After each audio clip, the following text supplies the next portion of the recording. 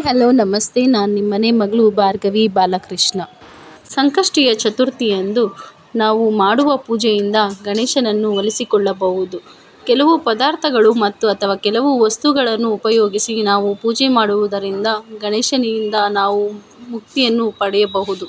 ನಮಗೆ ಇರುವ ಸಂಕಷ್ಟಗಳೆಲ್ಲ ದೂರವಾಗಿ ಗಣಪನ ಅನುಗ್ರಹ ನಮಗೆ ಸಿಗುತ್ತದೆ. ಸಂಕಷ್ಟಿಯ ಚತುರ್ಥಿಯಂದು ನಾವು ದಿನವಿಡೀ ಉಪವಾಸವಿದ್ದು ಚಂದ್ರನ ದರ್ಶನದ ನಂತರ ಉಪವಾಸವನ್ನು ಬಿಟ್ಟು ಊಟವನ್ನು ಮಾಡುತ್ತೇವೆ.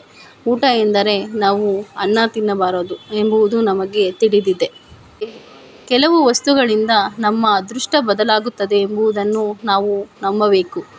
ಅದು ವಸ್ತುಗಳು ಯಾವುವು ಮತ್ತು ಹೇಗೆ ಅದನ್ನು ಗಣಪನಿಗೆ ಅರ್ಪಿಸಬೇಕು ಎಂಬುದನ್ನು ಕೂಡ ನಾನು ಈ ವ್ಲಾಗ್ನಲ್ಲಿ ಈಗ ತಿಳಿಸ್ಕೊಡ್ತೇನೆ. ಗಣೇಶನಿಗೆ ಇಷ್ಟವಾದ ಗಿಡ ಮತ್ತು ಹೂಗಳಿಂದ ಎಕ್ಕದ ಹೂವು ಅಥವಾ ಎಕ್ಕದ ಗಿಡವು ಒಂದು. ಹೀಗಾಗಿ ಈ ದಿನ ಮನೆಯಲ್ಲಿ ಎಕ್ಕದ ಗಿಡವನ್ನು ನೆಟ್ಟರೆ ಬಹಳ ಒಳ್ಳೆಯದು. ಇನ್ನು ಎಕ್ಕದ ಗಿಡದ ಮೇಲೆ ಅರಿಶಿನ ಬೆರೆಸಿದ ನೀರನ್ನು ಹಾಕುವುದರಿಂದ ಮದುವೆ ಆಗದ ಗಂಡು ಮಕ್ಕಳು ಅಥವಾ ಹೆಣ್ಣು ಮಕ್ಕಳಿಗೆ ಶೀಘ್ರದಲ್ಲೇ ಕಲ್ಯಾಣ ಕೂಡಿ ಬರುತ್ತದೆ. ಗಣಪತಿಗೆ ಅತಿ ಇಷ್ಟವಾದುದರಲ್ಲಿ ಸಿಂಧೂರ ಕೂಡ ಒಂದು. ಆದುದರಿಂದ ಗಣಪತಿಗೆ ಸಿಂಧೂರ ಇರಿಸಿದರೆ ನಿಮ್ಮ ಮಕ್ಕಳ ಭವಿಷ್ಯ ಉತ್ತಮವಾಗಿರುತ್ತದೆ. ಇನ್ನು ಈ ಕುಂಕುಮದಿಂದ ನಿಮ್ಮ ಮಗುವಿನ ಭವಿಷ್ಯ ಉತ್ತಮವಾಗಿ ಬೆಳವಣಿಗೆ ಆಗುತ್ತದೆ. ಇನ್ನು ಗಣಪತಿಯ ಸಂಕಷ್ಟಿಯ ದಿನದಂದು ನೀವು ಗಣಪತಿಗೆ 21 ಪ್ರದಕ್ಷಿಣೆಯನ್ನು ಮಾಡಬೇಕು ಅಥವಾ 21 ಗರಕೆ ಹುಲ್ಲನ್ನು ಅರ್ಪಿಸಬೇಕು. 21 ಮೋದಕವನ್ನಾದರೂ ಅರ್ಪಿಸಬೇಕು. 21ಕ್ಕೆ ಬಹಳ ಶ್ರೇಷ್ಠತೆ ಇದೆ. ಅಥವಾ ಕಡಲೆಕಾಳನ್ನು ನೀರಿನಲ್ಲಿ ನೆನೆಸಿ ಅದನ್ನು ಹಾರದ ರೀತಿಯಲ್ಲಿ ಹೊಲೆದು ಗಣಪತಿಗೆ ಅದನ್ನು ಅರ್ಪಿಸಬಹುದು. ಇನ್ನು ಈ ವಿಶೇಷ ದಿನದಂದು ಗಣಪತಿಗೆ ಬೆಲ್ಲದ ದೀಪಾರಾಧನೆ ಮಾಡಿದರೆ ಬಹಳ ಶ್ರೇಷ್ಠ. ತಟ್ಟೆಯಲ್ಲಿ ಅಕ್ಕಿಯನ್ನು ಹಾಕಿ ಅಕ್ಕಿಯ ಮೇಲೆ 2 ಕಡೆ 2 ಎಕ್ಕದ ಎಲೆಯನ್ನಿಟ್ಟು ಎಕ್ಕದ ಮೇಲೆ ಅರಿಶಿನದಿಂದ ಸ್ವಸ್ತಿಕ್ ಚಿಹ್ನೆಯನ್ನು ಬರೆದು ಎಕ್ಕದ ಎಲೆಗಳ ಮೇಲೆ 2 ಬೆಲ್ಲದ ಅಚ್ಚುಗಳನ್ನು ತುಪ್ಪದಿಂದ ಅಂಟಿಸಿ ಅಥವಾ ಅಕ್ಕಿ ಮತ್ತು ಬೆಲ್ಲದಿಂದ ಬೆಲ್ಲವನ್ನು ತಯಾರಿಸಿ ನೈವೇದ್ಯವಾಗಿ ಸೇವಿಸಬೇಕು. ಈ ನೈವೇದ್ಯವನ್ನು ಪ್ರತಿಯೊಬ್ಬರೂ ಮನೆಯಲ್ಲಿ ಸೇವಿಸಬೇಕು. ಒಂದು ವೇಳೆ ಎಕ್ಕದ ಎಲೆ ಸಿಗದಿದ್ದರೆ ವೀಳ್ಯದೆಲೆಯ ಮೇಲೆ ಕೂಡ ನೀವು ದೀಪವನ್ನು ಹಚ್ಚಬಹುದು. ಇದರಿಂದ ನಿಮ್ಮ ಕಷ್ಟಗಳೆಲ್ಲ ದೂರವಾಗಿ ಅದೃಷ್ಟ ನಿಮ್ಮನ್ನು ಹುಡುಕಿಕೊಂಡು ಬರುತ್ತದೆ. ಇನ್ನು ಸಂಕಷ್ಟ ಚತುರ್ಥಿಯ ದಿನ ರಾತ್ರಿ ಸಮಯದಲ್ಲಿ ಚಂದ್ರನನ್ನು ನೋಡುತ್ತಾ ಚಂದ್ರನಿಗೆ ಹಾಲಿನಿಂದ ಅರ್ಘ್ಯವನ್ನು ಅರ್ಪಿಸಿ ಅನಾರೋಗ್ಯ ಸಮಸ್ಯೆಗಳಿಂದ ದೂರವಾಗಬಹುದು. ವೀಳ್ಯದೆಲೆಗೆ ಹಣವನ್ನು ಆಕರ್ಷಿಸುವ ಶಕ್ತಿ ಇದೆ.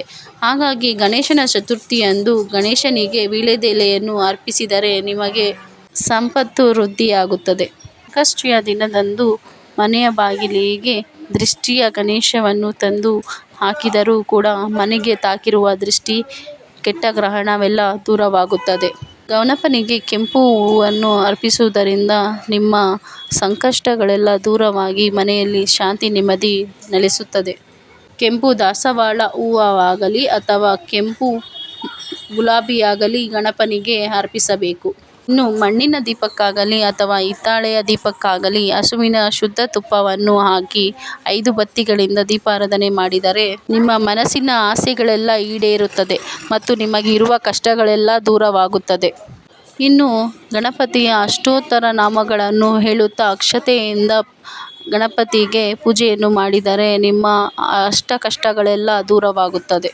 ಕುಂಕುಮ ಅರ್ಚನೆ ಕೂಡ ಮಾಡಬಹುದು. ಆ ಕುಂಕುಮವನ್ನು ಮಕ್ಕಳಿಗೆ ಇಡುವುದರಿಂದ ಅವರಿಗೆ ಉತ್ತಮ ಭವಿಷ್ಯ ಸಿಗುತ್ತದೆ. ಇನ್ನು ಸಂಕಷ್ಟಿಯ ಚತುರ್ಥಿ ದಿನ ಎಳ್ಳಿನ ಎಣ್ಣೆ ಅಥವಾ ಸಾಸಿವೆ ಎಣ್ಣೆಯಿಂದ ದೀಪ ಬೆಳಗಿ ಸಂಜೆ ತುಪ್ಪದ ದೀಪವನ್ನು ಬೆಳಗಿದರೆ ತುಂಬ ಒಳ್ಳೆಯದು. ಮಕ್ಕಳ ಉನ್ನತ ಸ್ಥಾನಕ್ಕೆ ಏರಿಸಲು ಯಾವುದಾದರೂ ಗಣಪತಿ ದೇವಾಲಯಕ್ಕೆ ಹೋಗಿ ಅಲ್ಲಿರುವ ಬ್ರಾಹ್ಮಣರಿಗೆ ಎಳ್ಳನ್ನು ದಾನ ಮಾಡಿ. ಈ ದಿನ ಮಾಡುವ ದಾನ ಧರ್ಮಗಳಿಂದ ಕೋಟಿ ಜನ್ಮದ ಪುಣ್ಯ ಫಲ ಸಿಗುತ್ತದೆ. ಮಕ್ಕಳಿಗೆ ಉತ್ತಮ ಭವಿಷ್ಯ ಸಿಗುತ್ತದೆ. ಪೂರ್ತಿ ವಿಡಿಯೋ ನೋಡಿದ್ದಕ್ಕಾಗಿ ಧನ್ಯವಾದಗಳು.